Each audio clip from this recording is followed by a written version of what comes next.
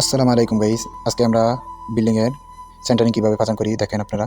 তো অনেকেই জিজ্ঞাসা করেন ভাই মালয়েশিয়া কীভাবে সেন্টারিং করেন। তো বাংলাদেশে করে কাঠ দিয়ে আর এখানে করে প্লাস্টিকের পাপ্পান দিয়ে, ঠিক আছে। তো এই বুসিগুলো আমরা কীভাবে সেন্টারিং করব। তো দেখেন এই যেগুলো হলো আমাদের দেশের কাঠ আর এগুলো হলো পাপ্পান প্লাস্টিকের। কীভাবে লক মাইরা কোনো পাকুর কোনো কাজ নাই, মানে জিনেরই কোনো কাজ নাই, ডাইরেক্ট প্লাস্টিকের লক আছে, লক মেরে দিলে ওই যে আমাদের দেশে তুফান বলে না, তুফান আর লস উঠবে না, ঠিক আছে, যে লক। তো এই আমরা কীভাবে লক মারি, কীভাবে পাচান করি দেখেন। সুন্দর করে পাপ্পানটা জয়েন দেওয়া, নিচে একটা বান দিয়ে নিলাম, বান দেওয়া। এখন এই পাপ্পানটা আরেকটা পাপ্পান জয়েন দেবো। কীভাবে এই লকগুলো মারবো, এই লকগুলো এইভাবে মারবো। তো আমার পরে একজন ভাই দেখা দিতে আছে কীভাবে মারবো, কীভাবে কী করবো, এই কীভাবে লকটা মারে দেখেন।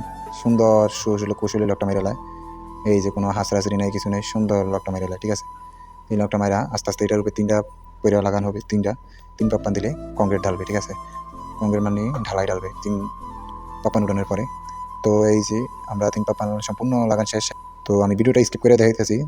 তো এই যে আমরা লাগাইতেছি কীভাবে। তো আমরা আজকে তাঙ্গা সারাই লাগাইতেছি, কিছু পাসাং সারাই আমরা একটা ময়ের রূপে বাইয়া লাগাইতেছি, ঠিক আছে। আমরা তাড়াতাড়ি একটু রাত ডিউটি করি, তো একটু যদি 10টা মিনিট আগে শেষ করতে পারি তাহলে 10টা মিনিট বই দিতে পারবো বা জিরাইতে পারবো, এই জন্য। তো আমাদের সম্পূর্ণ লাগান শেষ হয়ে গেছে। তো আমরা এই যে লাগান শেষ, এখন বিশ্রাম নিব, পরবর্তীতে ভিডিও